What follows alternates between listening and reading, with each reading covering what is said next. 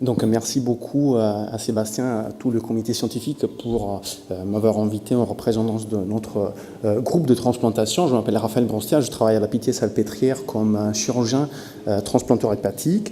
Et donc quelques petits conflits d'intérêts, toujours à la mode. J'ai partagé mon diaporama, ma présentation en 4 points essentiels. Un premier point sur l'introduction où je donne essentiellement un peu de définition de la réhabilitation. Un deuxième point sur le fast-tracking, quel est l'état de l'art à présent, quelles sont les preuves en chirurgie, tout confondu en particulier en chirurgie hépatobiliaire, et quelles sont les perspectives en transplantation hépatique. Troisième point sur, désolé pour le S qui manque à PASS, et la réhabilitation. Mon temps a déjà écoulé. Zut. Ouais. Et enfin, je conclurai. Donc, j'aime beaucoup la montagne, et ça, c'est une photo du Brighton, qui est un des pics des 4000 des Alpes occidentales les plus faciles à grimper. Et quand on a fait un peu de montagne, et on a fait un peu d'hôpital aussi, on se rend compte que d'une façon assez étonnante, une course en montagne a beaucoup de points en commun avec une hospitalisation en chirurgie pour une intervention, parce que en fait, vous allez dans le refuge la veille, comme à l'hôpital, vous dormez peu et mal, vous vous réveillez très tôt, votre corps est exposé à un effort physique assez considérable, vous rentrez épuisé et dans l'histoire, vous avez mangé très mal, exactement comme à l'hôpital. Alors, vous avez des chances peut-être de récupérer d'un truc pareil si vous êtes bien équipé, si vous vous protégez contre l'hypothermie, si vous avez la chance donc d'avoir un centre de massage où vous faites un peu de kiné pour récupérer et vous essayez de manger équilibré plutôt que si vous êtes mal équipé, si vous ne protégez pas contre le froid, donc vous êtes en hypothermie, si vous faites des efforts physiques qui sont considérables et démesurés après un effort, et en plus si vous mangez mal. Et donc, ça, c'est la réhabilitation. Donc, si on traduit ça en médecine, donc, qu'est-ce que c'est la réhabilitation ou le fast-track, comme il a été appelé la première fois, ou le Enhanced Recovery After Surgery, ou la réhabilitation améliorée après chirurgie, après ces derniers temps, c'est devenu RAC, ça a perdu un A parce que c'était plus cool, ou la réhab, enfin, ça revient au même. Donc, c'est un programme de soins qui est structuré, avec une vingtaine de items, ça s'appelle intervention, mais en fait ce sont des trucs à faire pendant l'hospitalisation, avant l'intervention chirurgicale, pendant la chirurgie et après l'intervention chirurgicale, qui sont construits autour du malade, qui sont régis par un team, et ça c'est indispensable, qui coordonne toute cette action, et c'est composé d'un anesthésiste, une infirmière de coordination et un chirurgien. S'il y en a un des trois qui manque, le programme est voué à l'échec. Et donc chacune de ces interventions, on va dire, est basée sur des preuves scientifiques très fortes, dont le but est de minimiser la réponse au stress chirurgical, qui se traduit par une amélioration de la récupération, qui se traduit par une réduction des complications, qui veut dire aussi une réduction de la durée de séjour. Et vous en avez un exemple ici d'un protocole standard qui peut s'appliquer à tout type de chirurgie confondue. Et ce qui est assez étonnant, c'est qu'en fait, quand on regarde les interventions une par une, en fait, il n'y a rien d'exceptionnel. Mais rien d'exceptionnel. Parce que, par exemple, la préparation sélective digestive, ouais, très bien, tout le monde en fait. Pas de, je sais pas, anesthésie loco-régionale, bon, tout le monde en fait, hein, finalement. Et après, en post-opératoire, la récupération améliorée avec une ablation précoce des drains, on essaie de minimiser un peu les soins invasifs, on essaie de faire bouger un peu plus les malades. Bah, tout le monde va dire oui, bien sûr, tout le monde en fait. Ce qui est compliqué, c'est de les appliquer tous, en fait. Et ce n'est pas un seul élément qui va faire la différence, mais c'est la synergie de l'enchaînement d'un élément après l'autre qui donne les meilleurs résultats. Et c'est ça qui compte, en fait. Et donc, la société ERAS qui organise et régit donc la mise en place et la publication des guidelines pour tous les types de chirurgie, en fait, a bloqué une espèce de noyau, de corps, de items transversal qui vont bien et s'appliquent à tout type de chirurgie. Et après, chaque société, chaque chirurgie peut construire ses propres guidelines, en fait, en rajoutant les éléments qui leur sont propres. Et donc, c'est pour ça que depuis 2012, en fait, il y a des... Oula, j'ai fait une bêtise.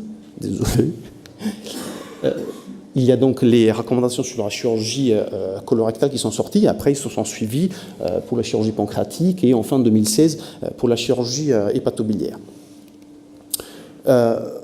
Bien sûr, ça ne fait pas l'unanimité, même si pour la première fois, ça a été décrit il y a 38 ans, en fait, dans les années 80, par un chirurgien qui s'appelle Kellett, qui a publié un Lancet et après une autre série de Lancet à la suite, sur une série de malades qui ont été opérés d'une chirurgie colique et qui sont sortis à J2 dans les années 80. Et ben, malgré ça, 38 ans plus tard, on en parle encore. Et chacun, en fait, offre de la résistance quand il y a du changement aux propres pratiques, en particulier en chirurgie. Là, je prends l'exemple des infirmières. En fait, quel est le point de vue de l'infirmière quand il y a un programme de réhabilitation qui leur est présenté? Ils disent « Ah bah, c'est très bien tout ça, mais en fait, on n'a pas le temps, il y a trop de malades, il y a trop de soins, faut mobiliser les malades 2 fois par jour, mais c'est du rêve. » Et en fait, c'est pas vrai. Il y a des Suisses, il n'y a que les Suisses qui arrivent à faire ce genre d'études incroyables, qui ont publié, j'aime énormément cette diapo, je vais vous dire pourquoi, qui ont donc implémenté dans leur service à Lausanne un programme de réhabilitation amélioré pour les chirurgies confondues, en particulier pour la chirurgie du côlon. Et donc, on mesurait le temps en infirmière par minute, par malade et par jour que chaque infirmière donc passait auprès du malade avant et après l'implémentation d'un tel programme.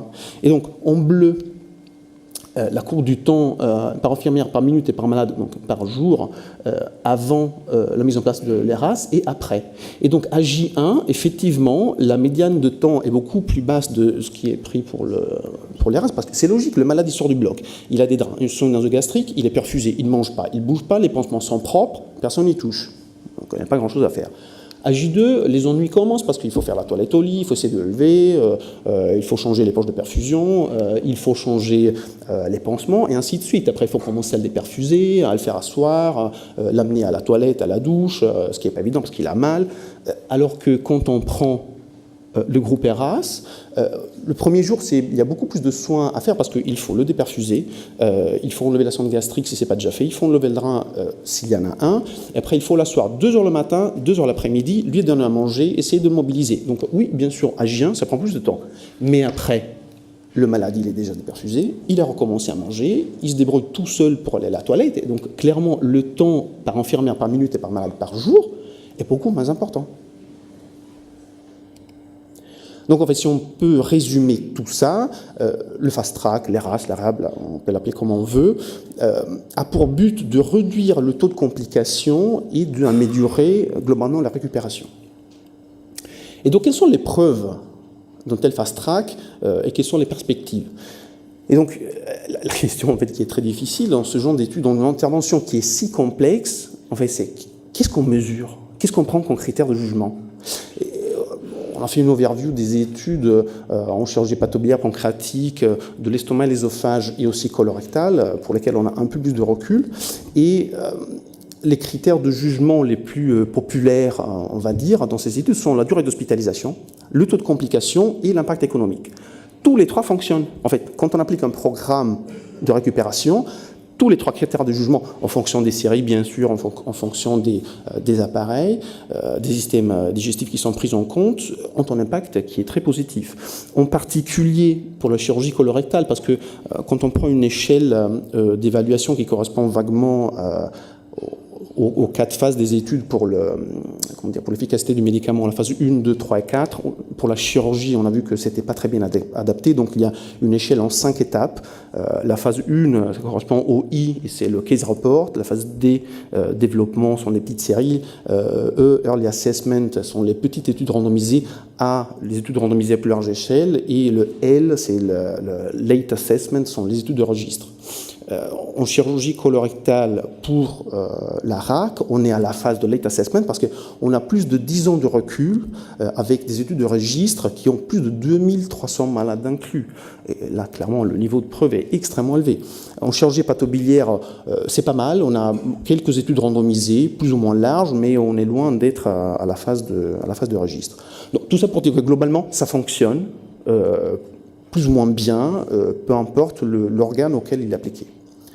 Et quand on a lu ça, on peut se dire, bah super, mais pourquoi ne pas l'appliquer alors à la transplantation hépatique, qui est non seulement une intervention chirurgicale, mais un parcours de soins qui est globalement compliqué, avec des malades qui sont très morbides, qui ont beaucoup de comorbidités, qui se compliquent pendant et après la greffe, pour lesquels la durée de séjour est extrêmement variable en fonction des centres, qui est très coûteuse sur tous les plans, et les standards, quoi qu'on puisse dire, hein, même en France, sont loin d'être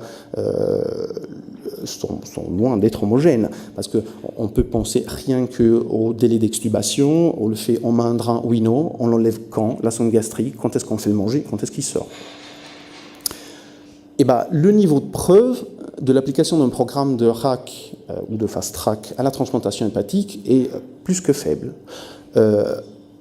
À présent, il y a 3 études qui ont été publiées, un poster espagnol que je n'ai pas reporté dans la diapositive, et 2 études, une chinoise en verte, randomisée, contrôlée 128 malades, et l'étude de notre groupe qu'on a fait en collaboration indispensable avec l'équipe d'anesthésie et réanimation et des pathologies de notre département, pour laquelle la différence est qu'il y a beaucoup moins de malades dedans, on n'est que 30 malades, mais la qualité méthodologique est un peu plus robuste. Les conclusions sont à peu près les mêmes, je suis désolé, c'est un peu en bas, mais globalement, les 2 études montrent qu'il y a une réduction de la durée de séjour, parce qu'on a pris ça comme critère de jugement principal, qui va entre 40% et presque 50% de la durée de séjour sur des malades sélectionnés. Quelle est la différence quand on cherche un peu entre les 2 protocoles? C'est que, pourquoi je dis que c'est une faible qualité méthodologique? Parce qu'un protocole de RAC a au moins 20 éléments à appliquer pour que ça puisse se considérer comme tel. L'étude chinoise, en fait, elle en avait 8 sur des malades tout venant et qui étaient globalement pas très graves.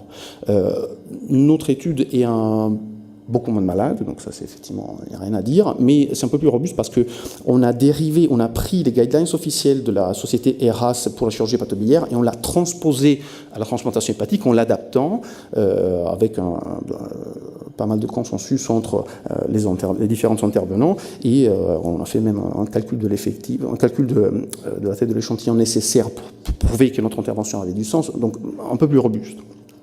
Mais effectivement, la contribution, je mets très modeste. Et quand on regarde un peu en détail où est-ce qu'on a gagné le plus, eh ben, d'une façon très étonnante, ou peut-être pas en fait, c'est surtout en réanimation qu'on a gagné. La durée de séjour en chirurgie, un peu moins en hépato, mais je pense pas parce qu'en hépato on était mauvais, mais simplement parce que la tête de l'échantillon était très réduite, et donc il y a de quoi faire mieux. Et donc globalement, qu'on prenne la durée de séjour au total ou la durée de récupération fonctionnelle, en tout cas la taille de l'effet était vraiment extrêmement importante. Et donc, comme ils aiment bien dire les méthodologistes, donc la taille de l'effet, c'est ça qu'on calcule, c'était de 7 jours. Et quand on pense à ce que ça coûte une journée en réanimation ou en chirurgie ou en hépato, bah, c'est pas rien. Et donc, même si c'est un peu bateau, j'aime bien toujours mettre les photos de ces 2 malades. Celui-là en particulier, à J2 d'une transplantation hépatique, fait du pédalon. Je ne sais pas si on le voit, peut-être pas très bien. Et le seul truc qui le relie, la seule tuyauterie, en fait, c'est la sonde urinaire. Il n'a pas de sonde gastrique, il n'a pas de drain. Ce malade, à J4, il mange coquillettes poulet en salle de chirurgie.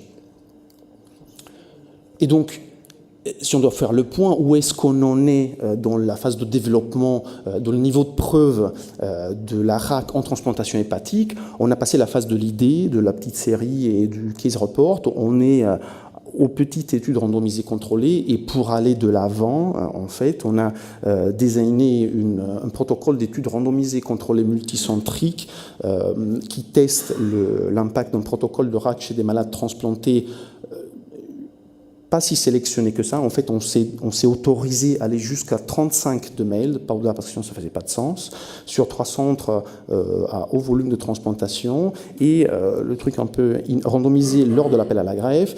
Et comme critère de jugement, on a décidé de prendre un truc un peu plus innovant. C'est pas tellement la durée de séjour qui est largement critiquable pour des milliers de raisons, mais plutôt le délai de récupération fonctionnelle, c'est-à-dire le moment entre la transplantation et le moment auquel le malade il satisfait des critères de récupération qui dirait que théoriquement il est sortant.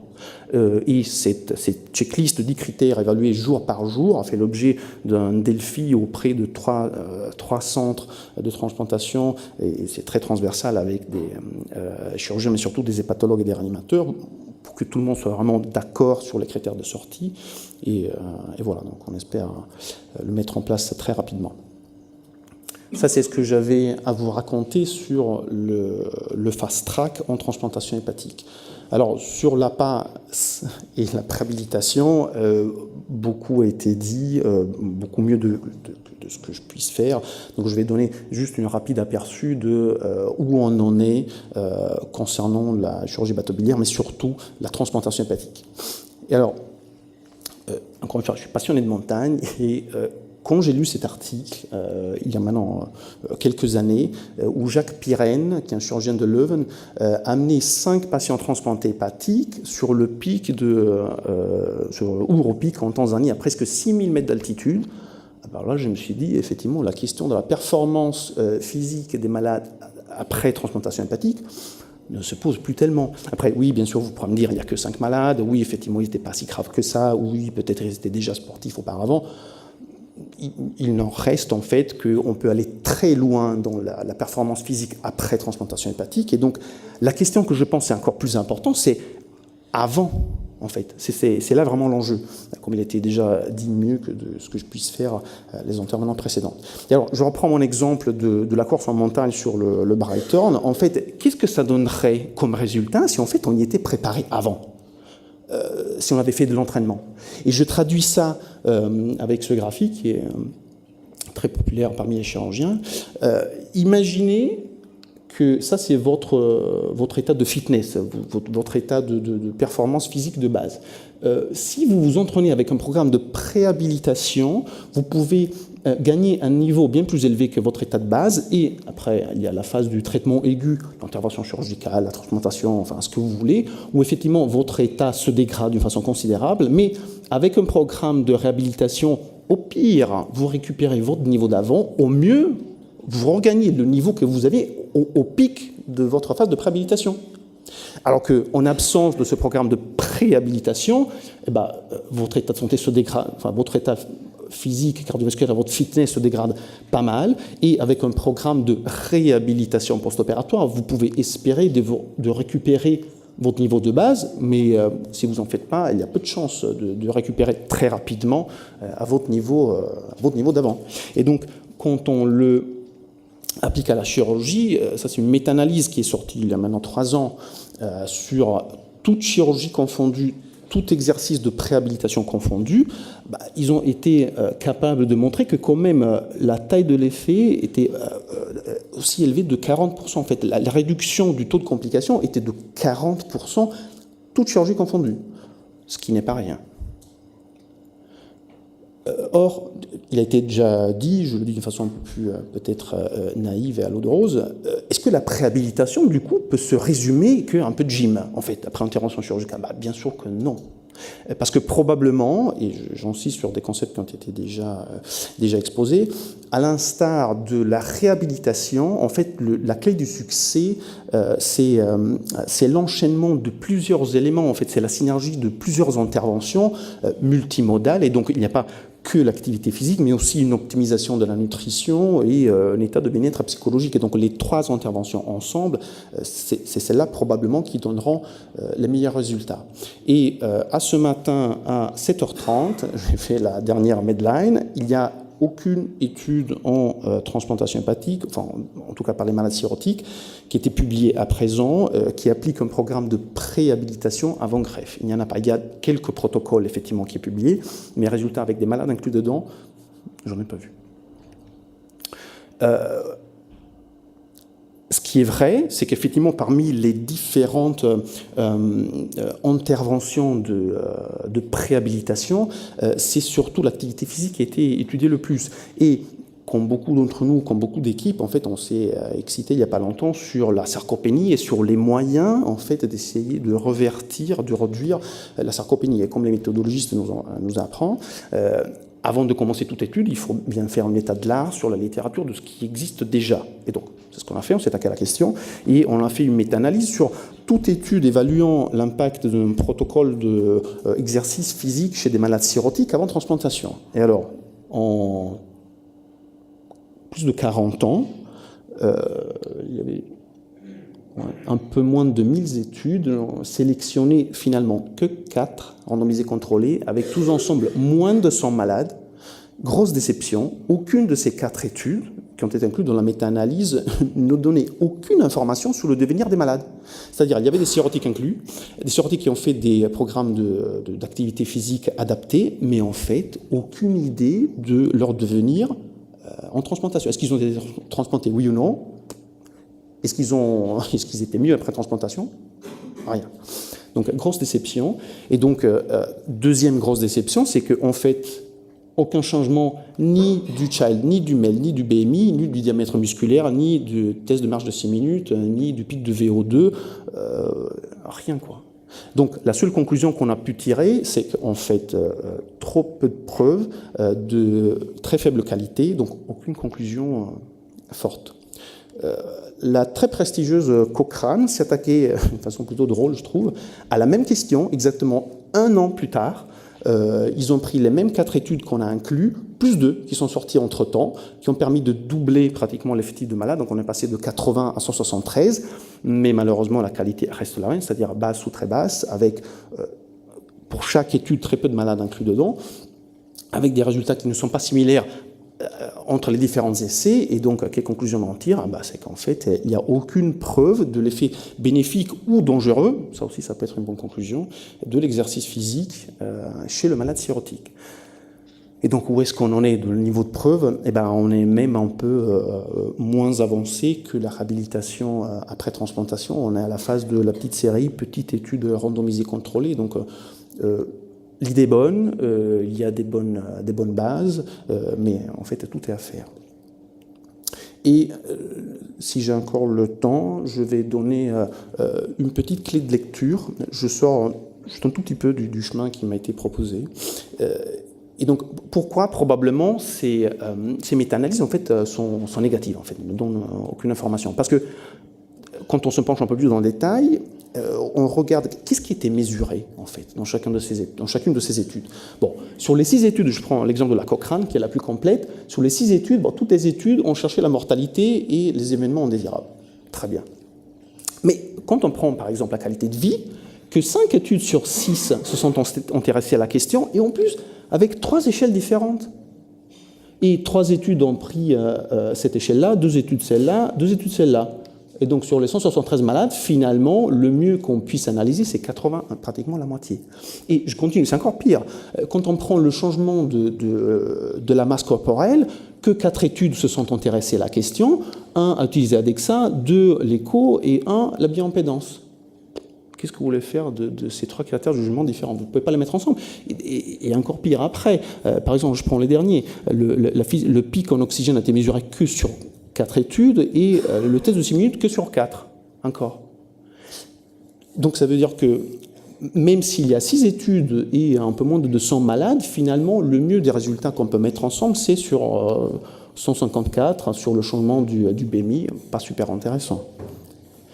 Et là, donc, je lance une perche, une proposition, et je pense qu'on va revenir vers vous, vers les CFT, pour vous faire part de notre proposition.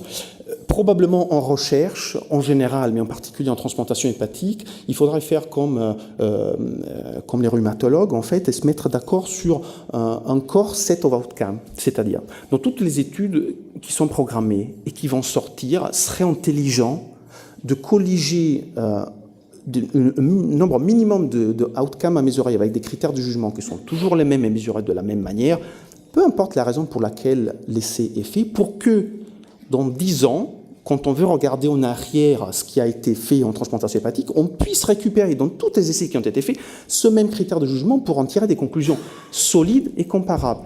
Parce que globalement, faire de la recherche, ça coûte du temps, de l'argent, et donc on ne peut pas à chaque fois refaire les mêmes études parce que en fait, ce paramètre n'a pas été pris en compte.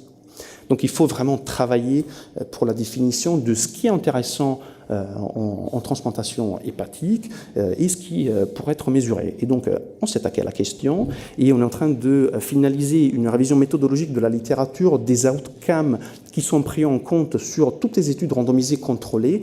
On a fini l'extraction des données pour les études publiées. Il nous manque juste les protocoles qui sont en cours, mais ça ne va pas durer longtemps. Et on va revenir, je pense, très rapidement vers vous pour vous donner les résultats, pour qu'on puisse, après, sur cette base, créer un consensus de ce qui devrait être dans le futur, les outcomes qui intéressent à tout le monde, à mesurer dans toutes les études. Et donc, je peux ainsi conclure. Donc, globalement, la RAC, qu'est-ce que c'est? C'est un programme de soins multimodal dont le but est de réduire la réponse au stress chirurgical, qui a fait ses preuves sur la durée moyenne de séjour, sur le taux de complications et dans quelques études sur l'impact économique, en chirurgie digestive en général, en chirurgie hépatobiliaire en particulier, en transplantation l'enterré reste à démontrer, même s'il y a quelques épreuves assez intéressantes. Concernant la préhabilitation multimodale en chirurgie hépatobiliaire, très peu de preuves. En transplantation hépatique, aucune à présent. J'espère que ça va venir très rapidement. Et enfin, je pense qu'il est vraiment intéressant et utile avec une société comme la vôtre, comme la nôtre de l'SFT, de développer un core set of outcomes en transplantation hépatique pour que tout le monde vraiment puisse bénéficier des résultats et des efforts de la recherche. Merci beaucoup.